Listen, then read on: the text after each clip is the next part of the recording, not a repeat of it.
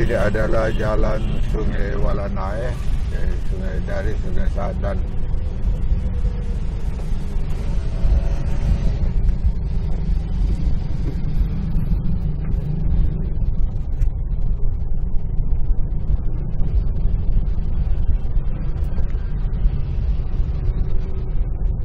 Kita berada di Jalan Sungai Walanae.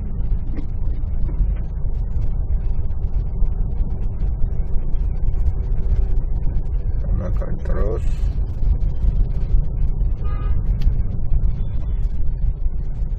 Ramai.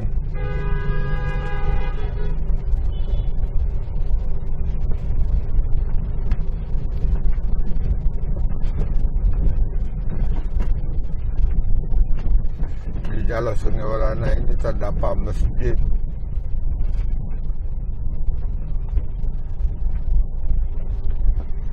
Masjid Mifatul Khair.